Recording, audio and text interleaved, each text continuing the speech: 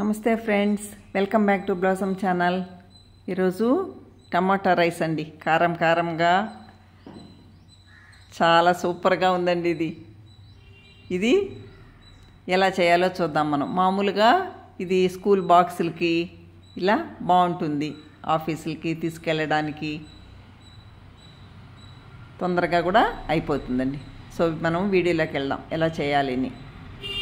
Tomatoes half KG తీసుకుని రాళ్ళు ఉప్పేసి కడిగి పక్కన పెట్టుకున్నామండి. పచ్చిమిర్చి వీటిని బాగా కట్ చేసి పెట్టుకున్నాము.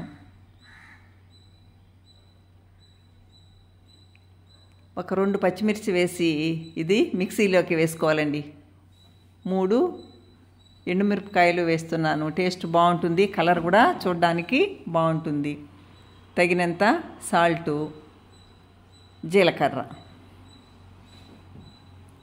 ఇది మిక్సీకి వేసుకుని పెట్టుకోవాలండి. కొద్దిగా చింతపండు వేస్తున్నాను, టేస్ట్ బాగుంటుంది చింతపండు కొద్దిగా వేస్తే.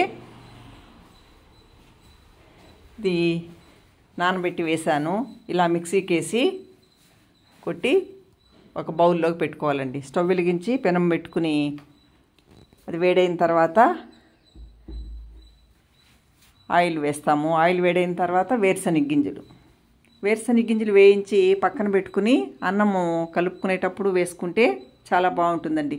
లేకుంటే ఇలా దీనిలోనే వేయిస్తే మెత్తబడిపోతుంది అది.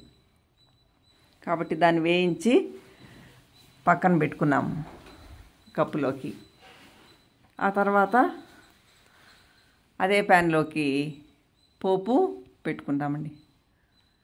మినపప్పు 2 స్పూన్లు, పచ్చిశనగపప్పు 2 స్పూన్లు. ఇది కొంచెం వేడైన తర్వాత ఆవాలు 1 స్పూను, జీలకర్ర 1 స్పూను. ఇది తర్వాత ఎండుమిర్చి ఇలా అంతా వేగిన తర్వాత మిక్సీకి కొట్టుకున్నాం మనము, దాన్ని వేసి ఇలా వేయించుకోవాలండి. పచ్చిమిర్చి వేస్తున్నాను, అప్పుడు మర్చిపోయాను నేను, అందువల్ల వేయించి దీనిలో వేస్తున్నాను. ఆయిల్లో వేయిస్తే ఇది బాగుంటుంది కాబట్టి, అలానే కూడా మనం పచ్చిమిర్చిని కూడా తినచ్చు అన్నంతో పాటు. అందువల్ల కొంచెం మళ్ళీ ఆయిల్లో వేయిస్తున్నాం. కొద్దిగా పసుపు పొడి. ఇది బాగా వేగిన తర్వాత దానిలోకి వేసి కలుపుకోవడం. ఆల్రెడీ అది కాగుతూ ఉంది చూడండి. కొంచెం బాగా ఇలా ఉడకాలి. లో ఫ్లేమ్లో పెట్టుకోవాలండి. మరీ హైలో పెట్టుకుంటే కిందన మాడిపోతుంది. అప్పుడప్పుడు కలుపుతూ ఉండాలి.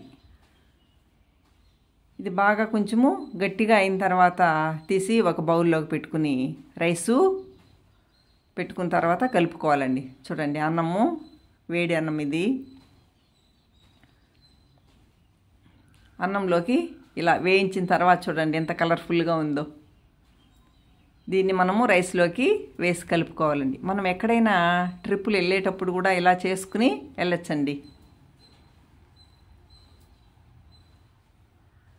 బాగుంటుంది. దీనిలో ఎండుమిర్చి, పచ్చిమిర్చి అన్నీ వేసాము కాబట్టి టేస్టు చాలా బాగా ఉంది ఇది. అంతే, మొత్తం కలిపేసి ఒక బౌల్లోకి వేసుకోవడం. నా వీడియోస్ మీకు నచ్చినట్లయితే లైక్ చేయండి, షేర్ చేయండి, కామెంట్స్ పెట్టండి.